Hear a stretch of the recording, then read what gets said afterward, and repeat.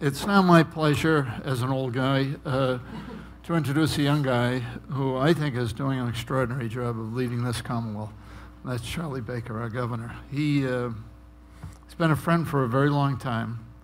Been an admirer for almost since the day I met him. I've watched him grow through a number of different roles in his very successful life. I watched what he did with his turnaround in healthcare insurance. I watched with Habit Pilgrim. I watched him on the private sector, and now I've had a privilege, along with all the rest of us, to watch him lead this Commonwealth with a very steady hand. And one of the things I most admire about this governor is that he truly does care about all of us, not just the ones who are successful, but all of us. And that's why he introduced the legislation he did. That's why he worked with the legislature to get it approved. So you're one of my heroes, Governor. And I'd like now to ask you to come and say a few words. Thank you.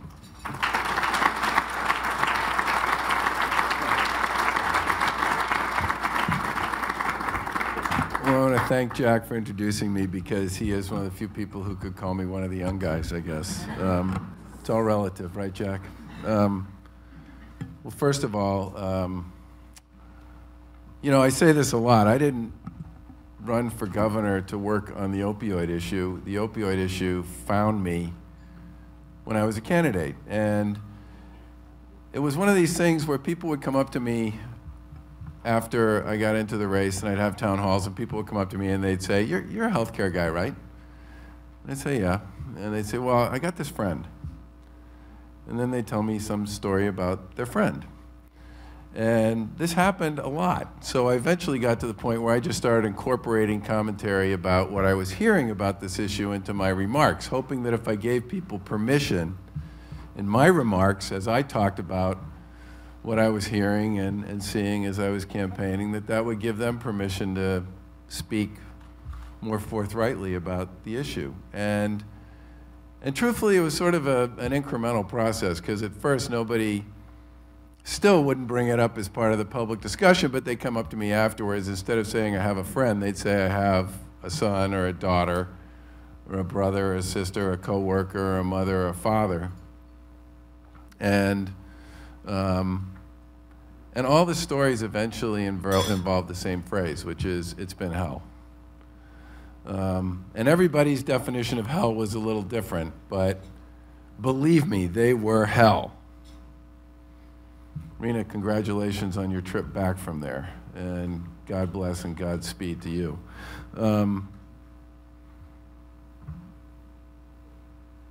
But I was talking to my wife about this one day, and I was saying, geez, everywhere I go, I hear this, everywhere.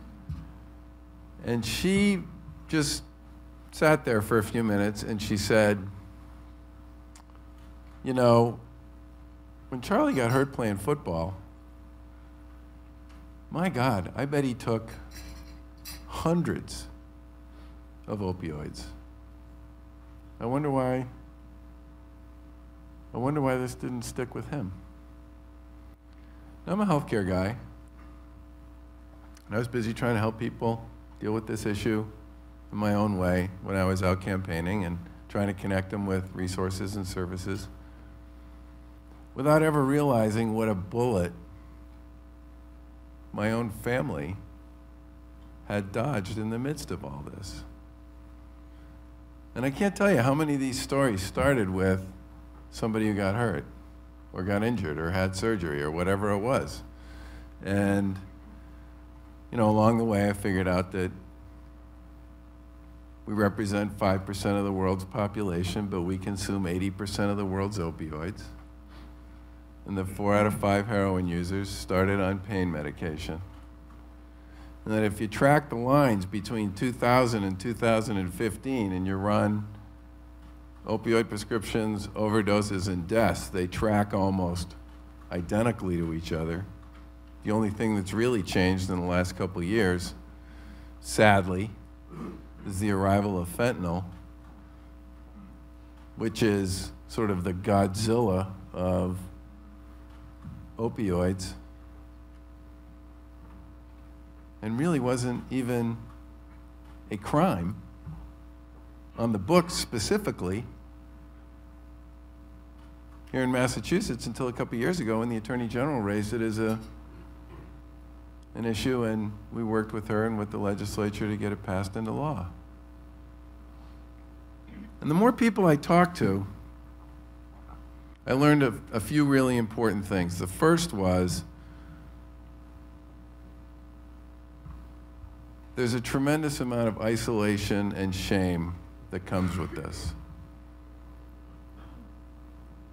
And that isolation and shame doesn't just involve the person who's dealing with addiction, it also involves their family. There's a moment in one of the documentaries about this issue where a mom who's got a child who's dealing with this says, you know, if my kid had cancer, I'd be telling the neighbors about it and they'd be showing up with casseroles. But because my kid has an addiction, which is in many cases has a mortality rate that's as high as many forms of cancer, I don't feel like I can talk to my friends, and my friends probably don't want to talk to me. So creating a climate for treatment is part of this issue as well. Even if you know what to do, getting people comfortable with the idea that it's okay to reach out and engage and to stay engaged and to climb over that's a big deal. Joanne Peterson, where are you? Learn to Cope, which is a peer support group for parents that are dealing with this issue or family members. Joanne started this in part because of the lack of places for people to go to talk to other people who are dealing with similar circumstances and situations in their own life. And Learn to Cope, with the help of a lot of people, including the Commonwealth, is now available pretty much across the Commonwealth. But I've been to a bunch of their meetings, and I'll tell you something, I will never forget. I was at a meeting in Cambridge, and people are going around the room and they're just talking about what they're dealing with. And one of the guys there said, I'm from Cambridge, but the first time I went to one of these meetings, I went to a meeting in Salem, because I didn't want to go to a meeting in Cambridge because I was afraid I'd see somebody I knew. So he goes to the meeting in Salem and he runs into 3 people he knows from Cambridge.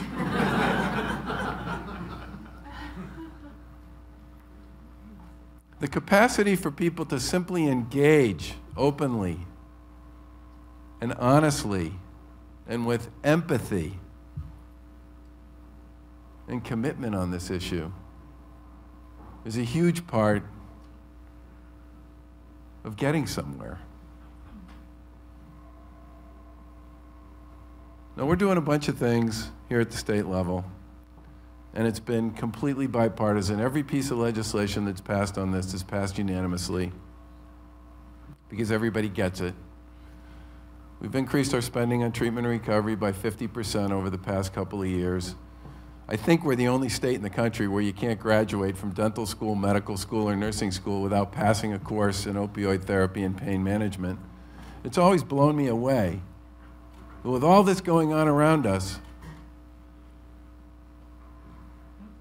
very small numbers of people who graduated from any of those schools really ever knew very much about what they were dealing with. We're one of the few states where, as part of your licensure process and continuing education, you have to take courses in opioid therapy and pain management. And we're one of the few states that's created a very interactive and compelling tool for prescribers to use to manage and measure their own prescribing patterns relative to others. Now, we're here today to talk mostly about treatment and recovery.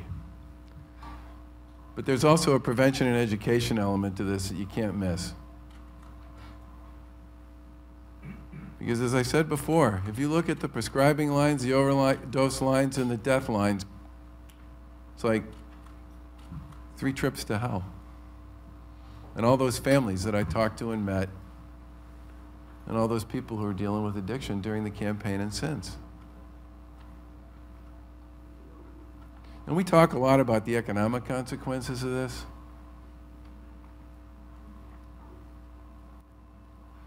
I've never seen anything in my life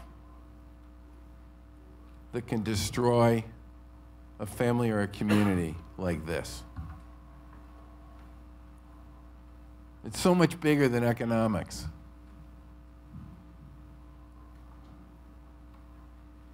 And I'm thrilled that a whole bunch of other states have sort of adopted the Massachusetts blueprint as their own.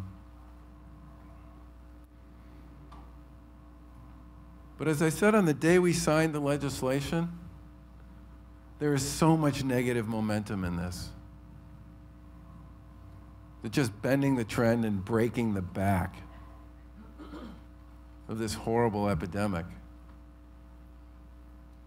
is going to require everybody's best efforts on a sustained basis over a long period of time.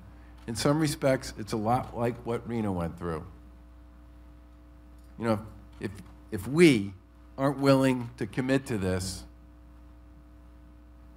in a serious way over a fairly long period of time, this is a relentless foe. Relentless. If we aren't willing to be relentless in response to what we're up against, our chances for success will be significantly diminished. Now, the good news on this is I do believe we can and will be relentless.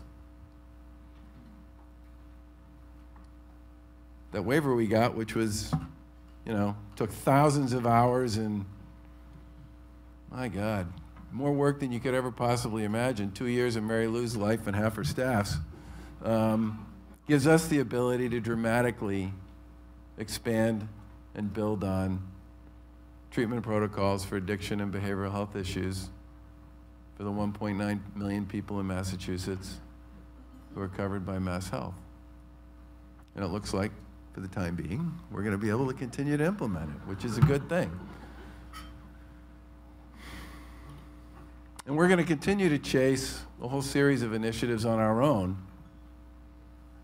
to try to do what we can around prevention, education, and intervention and treatment and recovery. But as Jack and others said, this is not an issue that any one group on its own is going to be able to put to bed. We need the best minds, the biggest brains, and the most zealous advocates here in the Commonwealth engaged together on this with persistence and determination and relentlessness if we're going to be successful. And your presence here today, your presence here speaks to the fact that you get what we're up against. And you understand the human tragedy that's associated with this terrible epidemic. And it is an epidemic. I don't care where you put 20 people in a room, I promise you, one of those 20 people, probably more, has direct experience with this. This idea that somehow this is happening someplace other than where you live or where you work, do not kid yourself.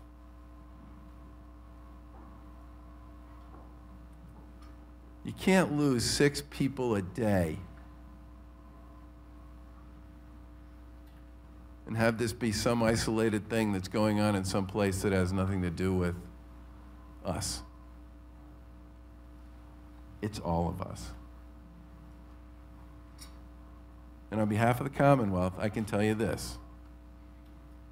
We are going to continue to work as hard as we possibly can to build on the work of the past couple of years and to continue to fight this fight. But having folks like you and organizations like Boston Medical and organizations like Partners and all the big brains that come with those organizations and the stiff spines engaged in this is an incredibly important statement as we begin, yes, the long walk to take this monster down. Thank you very much.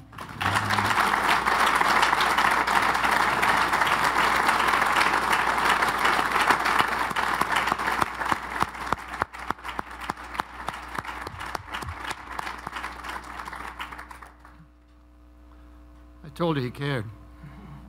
Thank you, Governor. Thanks very much. By the way, I'd be remiss if I didn't commend the RIZE Hotel, the Taj Hotel, for doing such an extraordinary job in the hospitality today and the breakfast they put together. And if they could just work on the noise from the steam pipes, I think would really, the side of the room would be particularly delighted. Our next speaker is also a real winner. She's the Attorney General of the Commonwealth of Massachusetts, and she knows all about winning. She was a leader on the basketball court when she was 6'5½", playing for Harvard. She was a leader in law. She studied under a wonderful Attorney General and became, and her first attempt to be elected to public office was elected as our Attorney General, and she's done an extraordinary job in a lot of areas, not the least of which has been this area, opioid addiction. And she created a task force. This is just one example that went right after first identifying and then addressing docs who were writing unusually and maybe suspiciously large numbers of prescriptions. And that therein, as you've heard a couple of times this morning, is a real part of the problem. So it's my pleasure to introduce our Attorney General, who I think is not only an extraordinary Attorney General, but will continue to be an extraordinary general for the next 4 years, in my hope.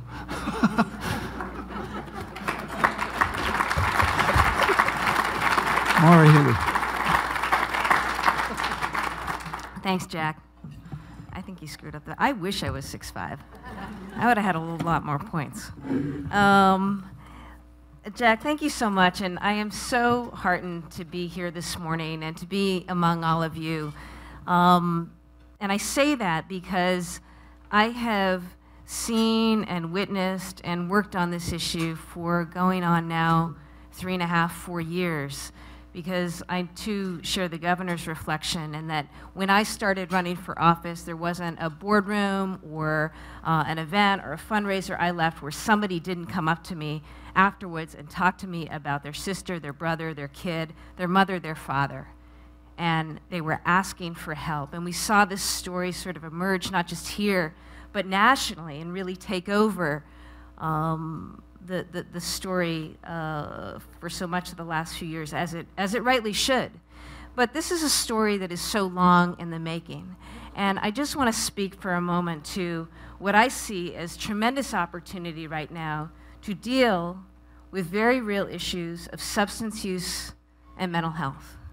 And these two things, I'm looking at, I'm just a JD, so what do I know? I'm looking at a lot of health professionals who know that these things go hand in hand, and that for far too long in our society, we've decided to not deal with those things as directly as we should, because I know if I asked for a show of hands right now, everybody's hand would go up to signify that someone in their family is affected by these issues. This is the opportunity for us in Massachusetts to do what we've long needed to do, and as Massachusetts always does, we will lead. We have an opportunity with the best brains, the best talent, the most talented healthcare providers, the most committed hospitals and research institutions, and the most wonderfully philanthropic, public-minded, civically engaged business environment to make a meaningful contribution that will forever alter not just the lives of families here in this state, but I truly believe families all across this country. And when I sit with my colleagues, attorneys general all across this country, this is their top issue. Every day in their state, people are dying young and old, of all races, of all socioeconomic backgrounds. Families are devastated and ripped apart. Communities devastated. Public safety undermined. We know what's happened now in the wake of this opioid crisis with the onslaught of fentanyl in particular, not just heroin, but fentanyl into our communities. There is much work to do, but I know that through an effort like RIZE Massachusetts, this is going to be the way out. I give so much credit to folks like Raina. Anybody who knows anybody who has lived with recovery, struggled with addiction, I can't begin to appreciate fully what that takes in terms of courage, discipline, perseverance. It's truly, truly incredible. And you find yourself on that path, on your road, you can do anything. You can make anything possible. But one thing that does make it more possible for so many is the participation of community. Community is represented by the likes of the interests in this room. Now is your time. Each and every one of you brings something to this. It's not just an important financial commitment and component, which is indeed important. We know that commitment is important. But it's also the expression and the statement of we value people, we value families, and we have the wherewithal to collectively take this on. You know, one of the great things about being able to serve as an elected official in Massachusetts is to wake up every day knowing, yes, we have a lot on our plate, but across this state we have an incredible offering of human capital, of intellectual capital, of a business philosophy and philanthropic bent that enable our state to do great things. It's no wonder that Massachusetts is the #1 state in the country, the place where people want to live. We have that capacity, we have that ability. But we also know that this morning, if you walked a mere 100 yards across this beautiful public garden, you would see people all along the sidewalk who sadly are struggling. You don't have to go over to BMC either. You don't have to go down the street to MGH. I see it every day as I come into work, and I know you do as well. It is that pervasive. But this is the opportunity now to reach out and make that difference. We've worked hard here the last 3 years. We've taken action to cut down on illegal prescribing practices, to change the culture around prescribing practices, working directly with doctors and others in the field. That's good. We've taken action to change dispensing practices, better controls in how we administer and give out opioids. That's good. Yes, we recognize that fentanyl was a problem, and we made that a crime here, and my office has already had multiple prosecutions against those who would traffic in these lethal and terribly, terribly tragic and dangerous drugs into our community. And at the beginning of all this, when we saw the price of Narcan going up, recognizing that it was a life-saving measure, we worked hard to work with the manufacturer to reduce the price of Narcan, make it available to all first responders. This is all good and necessary work. But I see through the lives and the stories told to me by people who will walk out of treatment facilities today, there is terrible concern about housing, the security of housing, the security of employment, ongoing needs for trauma counseling, for mental health care. All of this work is so necessary and so important to sustained recovery. And that's what we're about. We are about results here in Massachusetts. We're about real results, and we're about lasting results. But we know the kind of foundation that's necessary for that to occur. And so I think that through this effort, RIZE Massachusetts, everyone coming together to contribute, to bring to the table what they best can bring to the table, and it takes different forms for different organizations and entities as represented in this room. This is how we're going to make a difference. And when I think about those families who I know I will encounter somewhere along the journey today, I think about what lies ahead in terms of hope for them, betterment for their loved ones, betterment for their families. I also think about today's 2nd, 3rd, and 4th graders. I was late, I got stuck behind a bus somewhere. Thank you, Mayor, it's good, I love the city. It's not a comment on that. And it's great to see these little bright faces in the bus heading off to school around the city. But I'm thinking about them right now, and I'm thinking about the kind of world that they are going to grow into in the next few years, what they're going to encounter. You know, we recently had a wonderful agreement that we worked out with CVS and Walgreens around dispensing practices, and they made a significant contribution that we're putting directly towards education. But I had a mere $700,000 to offer for that cause. When we put out the application to schools looking for that kind of prevention education and modeling, we got over $4 million worth of requests. So there is need, folks, out there, and there is need that will go, that really speaks to the issue of the importance of education and prevention. And that's also where RIZE Massachusetts comes in. I thank you all for the work that you do day in and day out in caring for patients and taking care of our families and taking care of our communities. I thank those particularly family members here and others who have worked directly and experienced directly addiction, and you really are amazing people to me for your strength and your fortitude. And I am just so heartened that as Attorney General, my office will continue to be part of working collaboratively to make a difference. Not only, remember folks, this isn't only about Massachusetts, this is about as things go nationally. And I also will commit to you this, whatever they want to do down in Washington, they better not ever come at us again with a bill that's going to strip funding for much needed mental health and drug substance services again. Okay? Thank you very much, Jack.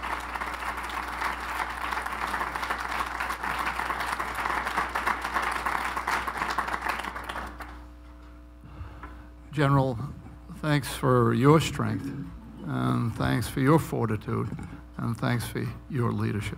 Thank you very much. You know, sitting here listening to the governor and the attorney general, one wonders, why can't we have this as a nation, you know? So I'm here to announce that the governor... Oh, we'll hold that. We want to focus on this as well. So we have a third speaker, the mayor of the city of Boston, Mayor Martin Walsh. We're talking this morning about addiction, and we're talking about recovery, and we're talking about leadership. And in this case, this gentleman knows about all three. And he's made it very public because he wants to be a good example that he is in recovery. And I have come to know him over the last 3 years of his 24-year term. And I've come to really admire him. He's a natural-born leader. He's a good man. He leads by example. And just to give you a case in point, when the governor introduced his legislation, the mayor was right there. He supported it. He testified on behalf of it. He felt strongly for it. And he worked within the legislature, his old home, to help the governor pass the legislation. And so that was a team effort and was a very successful one. Just in the city of Boston, he's introduced a hotline for help. It's 311, if I'm not mistaken. And so it's now my pleasure to introduce my friend, the mayor of the city of Boston, Marty Walsh.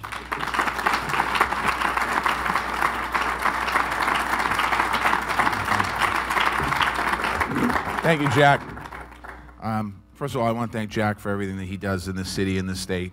He's a guy that I think we all call when we have a tough question, tough answer we don't know, we call Jack, and he finds the answer out. And I want to thank you.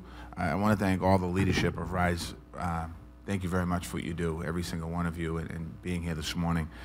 This is such an important issue.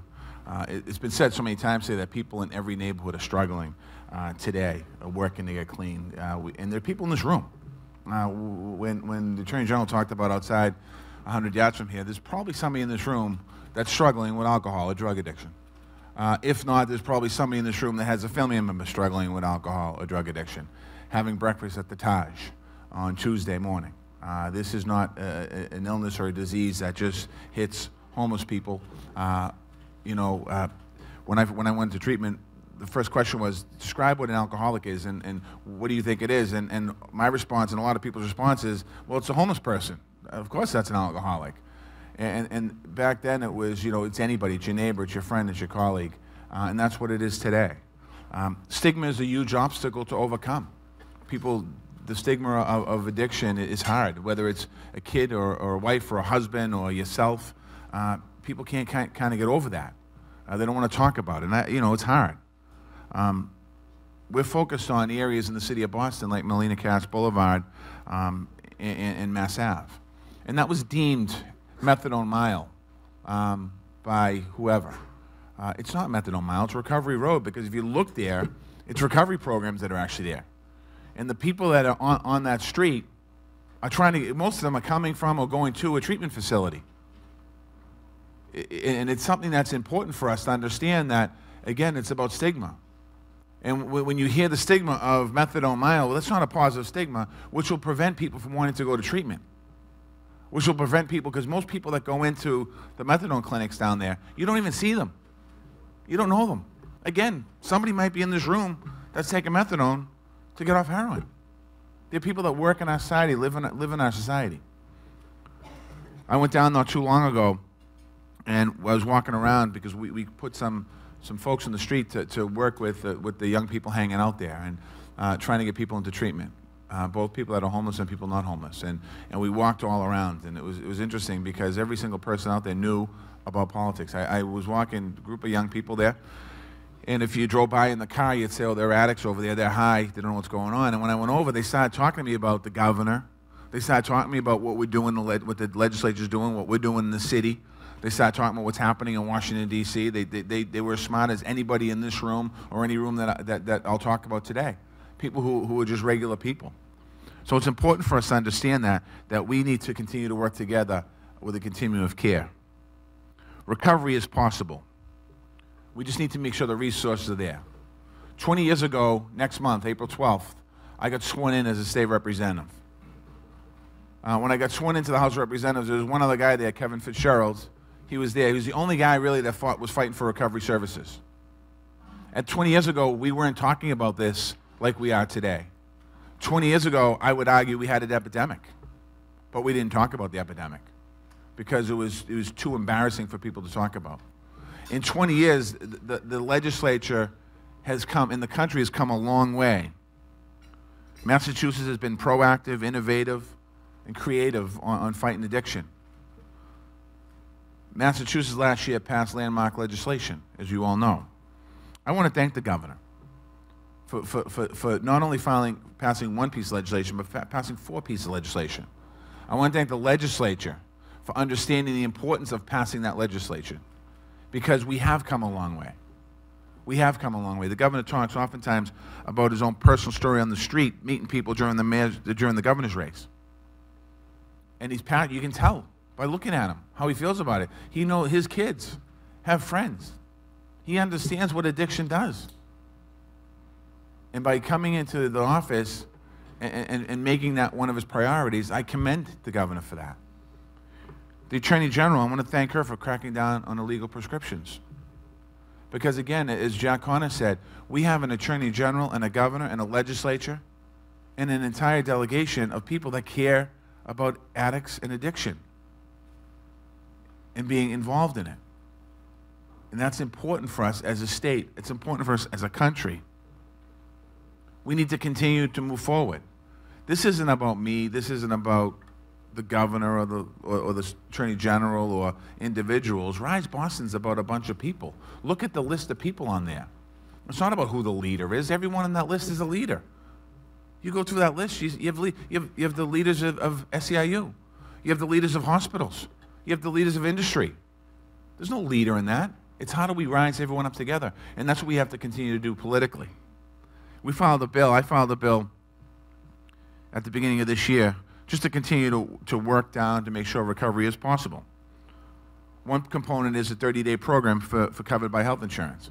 Because when you're an addict and you're on heroin, 5 days doesn't do anything for you. 10 days doesn't do anything for you. By the time you get to 10 days, you're just starting to get clear. And when you get to 20 days, you're a little more clear. That's why we need the 30-day mandatory to pay for it, to make sure that we keep people in there, so when they get out of detox, they have a better, clearer picture. Because it doesn't work other than that. Working to make sure people facing first and second drug offenses, that instead of going to jail, we get them treatment. We're putting addicts and alcoholics in jail.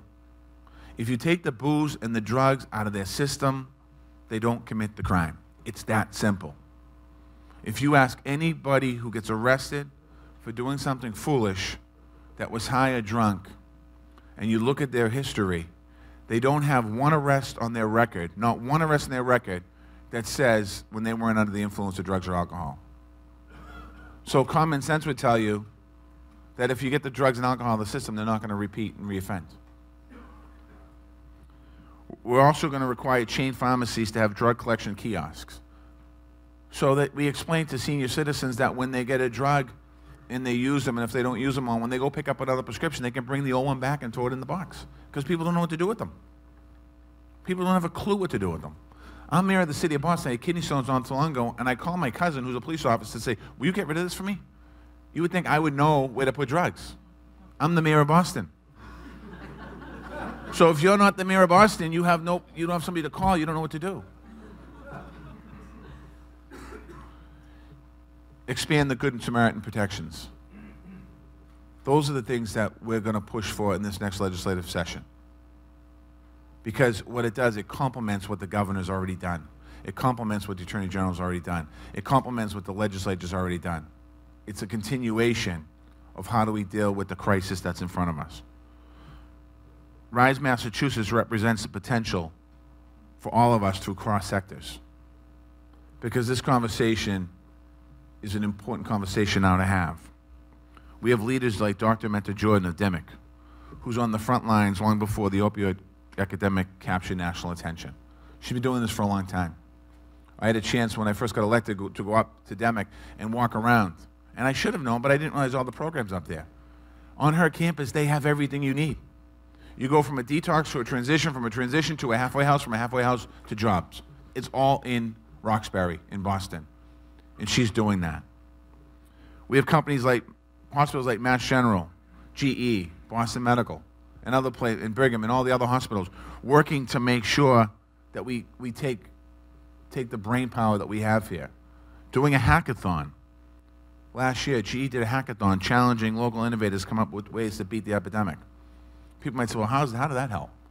We did a hackathon in the city 2 years ago. We had a complicated process for licenses and for permits.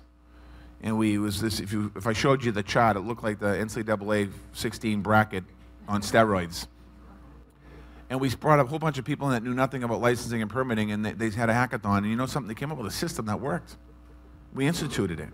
So why not bring in people that might not be as connected? But as somebody said earlier, I think the governor said this, you know somebody's going to walk into that hackathon or walked into that hackathon that has a mother, a father, a brother, or sister that was addicted to drugs and didn't know what to do. So it is personal for them. We're going to continue working with our great companies for that. This type of leadership that we have right now has never been more important. During the presidential election, I was watching TV one night, and Hillary Clinton was on TV, and she was talking about drug addiction and mental health as a candidate. I thought to myself, it's the first time I ever heard a presidential candidate talk about addiction. A couple nights later, I saw Chris Christie was at a town hall. Chris Christie started talking about addiction. A month later, Jeb Bush started talking about addiction. And you heard every candidate talking about addiction. The president that we have today knows what addiction is because he had it in his family. So I'm hoping that Washington does do the right thing with addiction and support and funding. And good funding, not just throwing money at the situation, but actually working with Massachusetts and other states to see what we need and what they need to move what we have to do forward to end the epidemic that we have. So I'm hoping that our voices are heard in Washington. In the city, we're doubling down on progress that we've already made. We just had a conversation about a citywide prevention study. We had a bunch of people in the office led by Jen Tracy, who runs our office, and Monica Valdez-Lupe, a public health commission. And we talked about prevention in every neighborhood. There goes the sign. That's my sign. All right, Jack, I'll stop in a minute. We talked about prevention in West Roxbury. We talked about prevention in Roxbury. We talked about prevention in Mattapan, and thank you, and everywhere else. A little higher, please.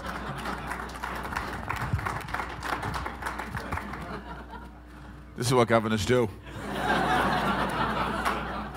Clean up the mess the man. Clean up the mess the man made. I'll be talking about your budget later. 311. Jack talked about 311. One of the things that parents don't understand. You can keep that. Don't worry about it. I'm done in a second.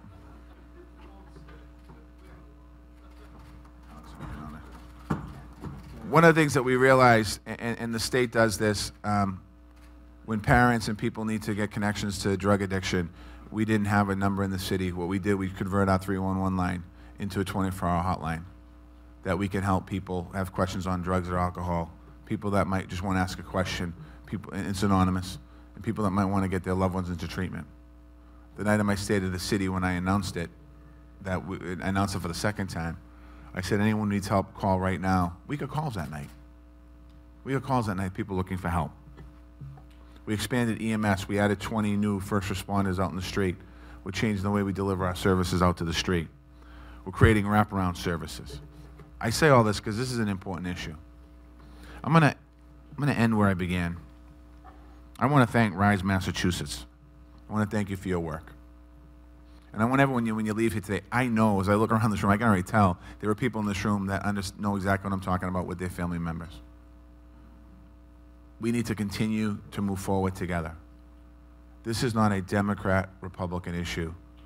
This is not a red-blue city issue, state issue.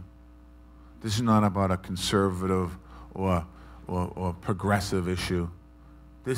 Drugs and alcohol, drugs don't care. Heroin doesn't care what blood it goes into. Opioid drugs, prescription drugs don't care who you are or what you stand for. And that's why on this issue, it's important for us to continue to move together. It's important for us to make sure that not only do we provide the treatment that people need, but we need to make sure that we start to continue to work on the prevention that people need as well. I want to thank you for the great work. As I look around the room, thank you for all of you for what you do and what you've done for addiction over the last, some of you, 20 years. Learn to Cope is here. Thank you. Thank you very much.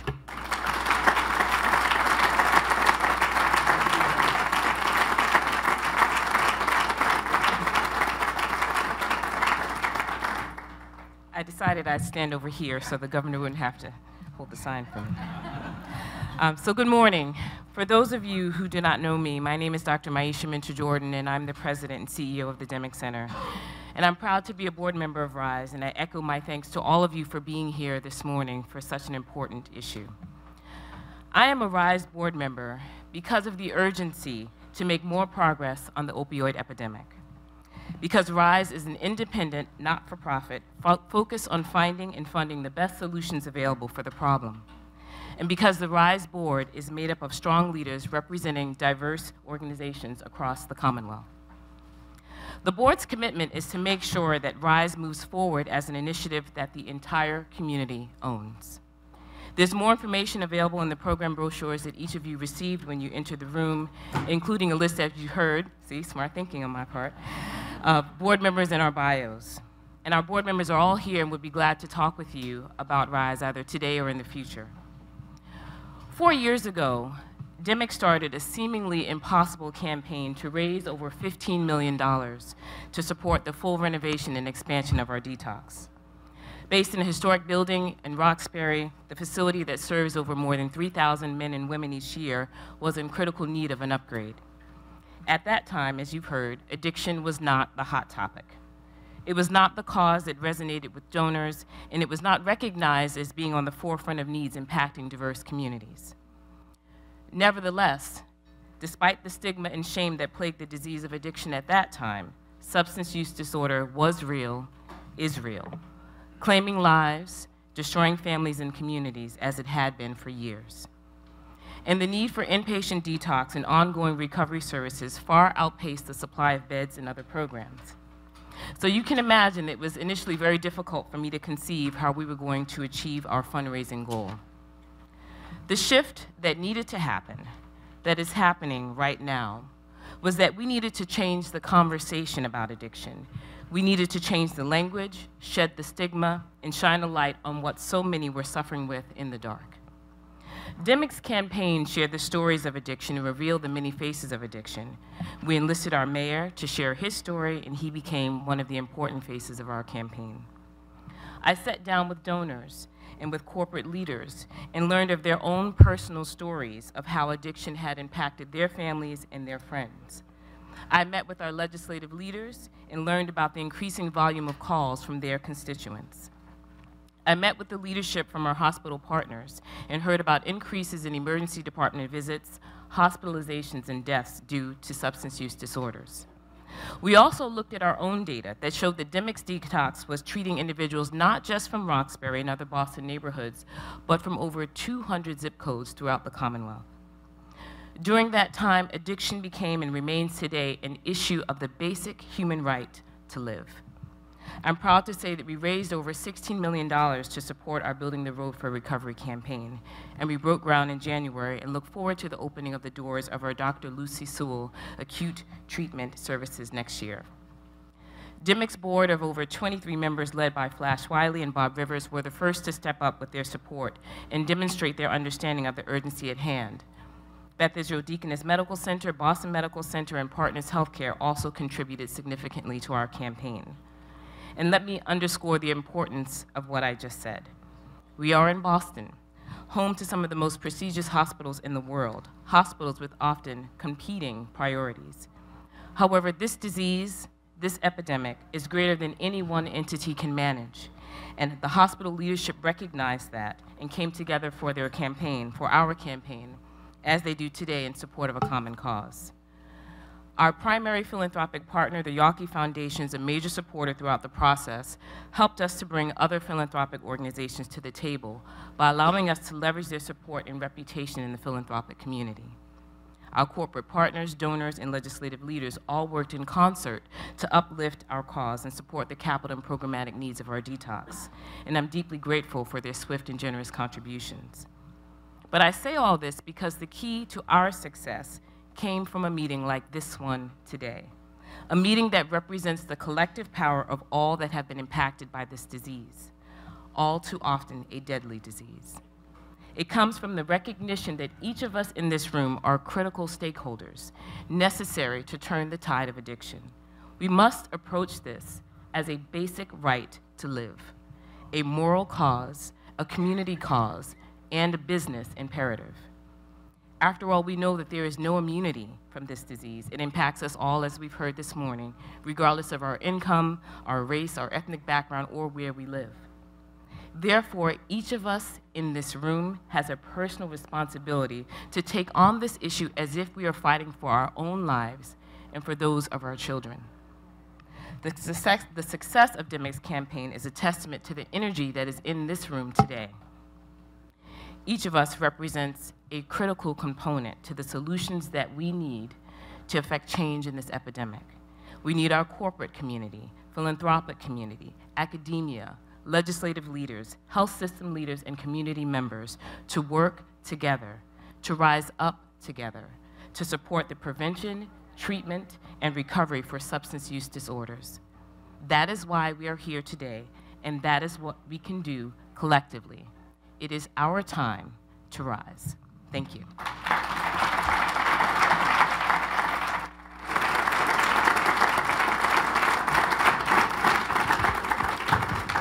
Thank you, Dr. Minter-Jordan. It occurs to me that what today is all about is example. Thank you, Dr. Minter-Jordan. Thank you very much, Doctor. And it's about leadership. The governor spoke about the negative momentum that he witnessed over the past several years. Today is the beginning of taking advantage of leadership's example, the electeds, if you will, and the medical example. And now we have the opportunity to step up. Maybe we should have done it sooner, but we're doing it today.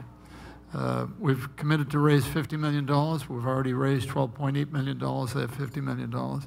And there's some very positive momentum behind us. I promise you that as we build this program, we will spend even less money on signage and mucilage and more on programmatic activities.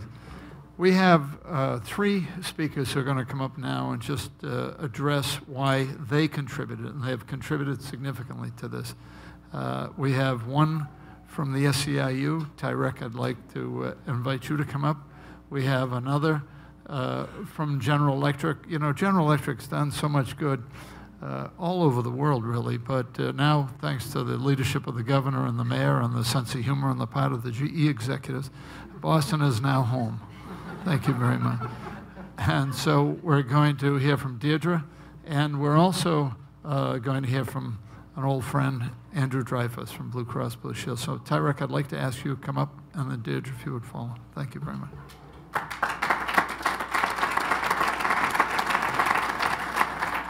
Thank you, Jack.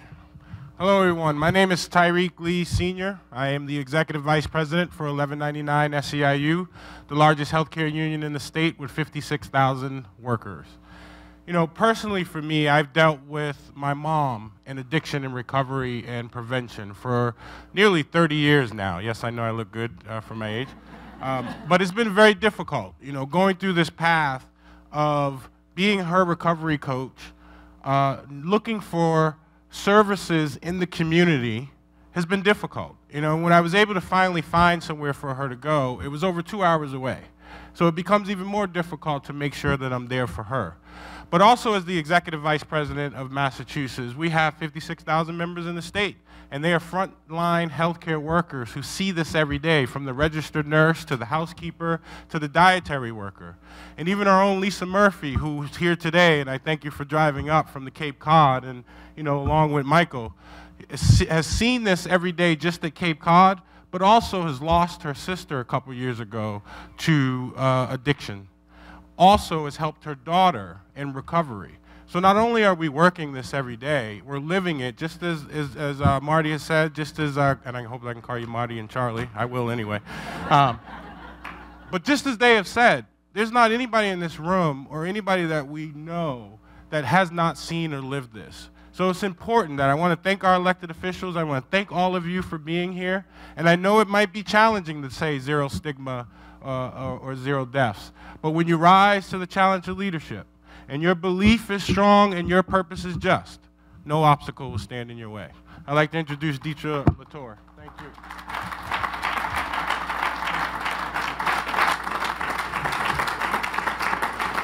I'll go for the no signage. I'm going rogue here. So good morning, and I'm Deirdre Latour. I'm the Chief Communications Officer at GE and on the board of the GE Foundation. I'm so happy to be here. It's so important to us at GE. Thank you to the governor and to the mayor and the attorney general, and thank you very much, Jack. This is a really important issue to GE, and if you know GE at all, we are relentless, right, Governor? Mayor, we're relentless. We are in a relentless culture. So this is important to us. I'll just spend a few minutes in talking a little bit about, very quickly, about what we're doing. And my hope is that this is a call to action for other companies in the Commonwealth to contribute funds and resources and ideas, and that's sort of why we're standing here today. So as some of you know, when GE announced that we were moving to Massachusetts, to Boston, we announced a $50 million commitment to, a philanthropic commitment to the city and to the Commonwealth, and what we've done is taken 15 million of that 50 and assigned it to target healthcare issues, and in particular issues around helping to cure help solve the opioid crisis. So after meeting with many of you and local stakeholders in this room, we decided to focus those opioid efforts on both innovation and capacity building. And just as we're coming together today as a public-private partnership, we're working with several partners in the room to implement our programs. We started in September. The hackathon has been mentioned a couple times with Camtech and Mass General Hospital to work on an opioid hackathon. We had more than 250 people there. It was really phenomenal. Lots of great ideas that have come out of it. Some of them were mentoring, GE's mentoring teams of people that came out with great ideas from the hackathon, and several of the ideas we're starting to fund and are showing results and promise. We're working with Partners Healthcare on focusing improving behavioral health and addiction medicine at community health centers, so those centers can treat more patients more effectively. With Boston Medical Center, we're working in community health centers to train providers in providing care for substance disorders, including medications and addiction. We're working with Mass General on a medical fellowship, and with the Massachusetts League of Community Health and the Craft Center, I'm bringing more women and diversity to the next generation of primary care providers. So lots of great work that we're trying really hard from the GE perspective to bring to the community. And just one last word on erasing the stigma. It's come up a lot of times, but it's something we're talking a lot about at the GE Foundation, and how important it is to work together to bring the right context and support and sort of normalize addiction so that the stigma can be erased more easily. So we can do great things together by seeding ideas. We need more of you. We need more of the private sector to join RIZE and to join the fight. So I want to thank you very much, and thank you for your time.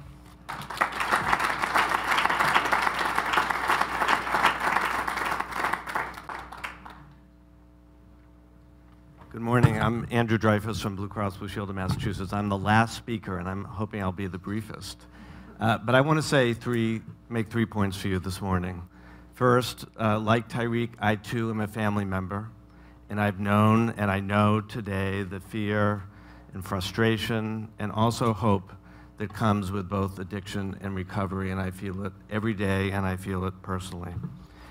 Second, Blue Cross Blue Shield, 5 years ago, before the opioid epidemic was making headlines, launched a first-in-the-nation program to reduce the number of inappropriate opioid and other prescription pain prescriptions that were going into the community. That program has reduced by 21.5 million doses the number of prescription opioids that are going into the Massachusetts community. That program became, in part, a model for some of the work that the governor and the legislature signed into law. It's been reviewed by the Centers for Disease Control as a unique program of a private initiative advancing a public health goal, and has now been replicated across the country. The third thing I want to say is I am proud to be a founding member of RIZE, and at Blue Cross we're pledging two things. One, financial support, but perhaps more importantly, a place to test and measure the effectiveness of the treatment models that RIZE develops. So if recovery coaches is part of the solution, let's understand it, let's test it, let's measure it, and then let's support it. And Blue Cross, as the leading plan in the state, is prepared to do that. So we thank you for all your support this morning. We're excited about RIZE, and we're committed to its success. Thank you very much.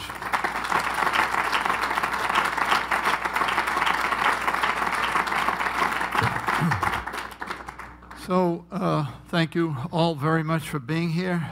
Dr. Wakeman, thank you for your amazing example for a long time.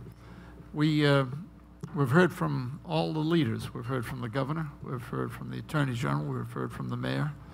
Now we need to hear from you.